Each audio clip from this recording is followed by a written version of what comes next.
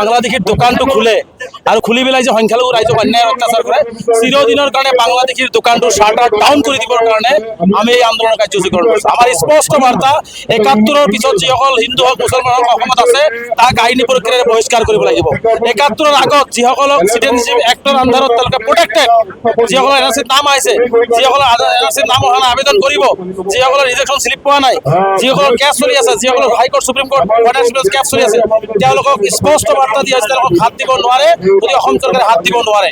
যদি গাৰ বলেৰে মুখ্যমন্ত্ৰীয়ে যে কৈছে যে যধে মধে তেওঁলোকে বাংলাদেশীক পুছবেক কৰিব, এইটো কোনো পদ্ধতি আমি মানি নলওঁ। মুখ্যমন্ত্ৰী সুপ্ৰিম কোৰ্টৰ ওপৰত নহয়, মুখ্যমন্ত্ৰী ফৰেইন এফেয়াৰ্ছ মিনিষ্টাৰৰ ওপৰত নহয়, চেণ্ট্ৰেল গভৰ্ণমেণ্টৰ ওপৰত নহয়। চেণ্ট্ৰেল গভৰ্ণমেণ্টে ষ্টেণ্ড ক্লিয়াৰ কৰিছে ৰাষ্ট্ৰসংঘলৈকে যে এনআৰচিত নাম অহা বা চিটিজেনশ্বিপ এক্টৰ আধাৰত যিসকল মানুহ প্ৰটেক্টেড তেওঁলোকক কোনো পদ্ধতিতে বিদেশীৰ নামত অত্যাচাৰ কৰিব নোৱাৰে। কিন্তু অসমত বিদেশীৰ নামত স্বদেশী ভাৰতীয় নাগৰিকৰ ওপৰত অত্যাচাৰ কৰা হৈছে কেৱল মাত্ৰ মুছলমান হোৱাৰ কাৰণে।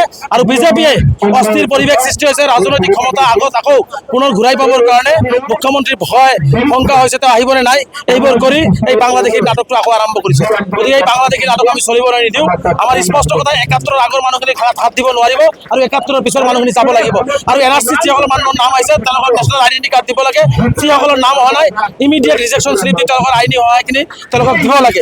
আৰু এই অন্যায় অত্যাচাৰ স্বদেশী ভাৰতীয় নাগৰিকৰ ওপৰত কৰা অন্যায় অত্যাচাৰ বন্ধ কৰিব লাগে, এইটো দাবী। আৰু এটা কথা এই মুহূৰ্তত সুধিব বিচাৰোঁ, ধুবুৰীকে ধৰি পেলাই ঈদৰ দিনটোত এটা উত্তেজনাপূৰ্ণ পৰিৱেশৰ সৃষ্টি হ'ল, বিভিন্ন প্ৰান্তত গোমাংস পোৱা গ'ল।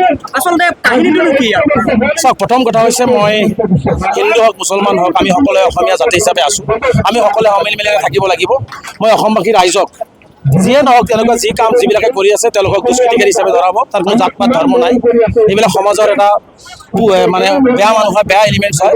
গতিকে আমি ইয়াক প্ৰতিহত কৰিব লাগিব। গতিকে মই সকলোকে শান্তি সম্প্ৰীতি বজাই ৰখাৰ আহ্বান জনাইছোঁ আৰু প্ৰশাসনক কঠোৰ হ'বৰ কাৰণে আহ্বান জনাইছোঁ। যিসকল মানুহে এইবিলাক কৰি আছে তেওঁলোকৰ প্ৰতি কঠোৰ স্থিতি গ্ৰহণ কৰক।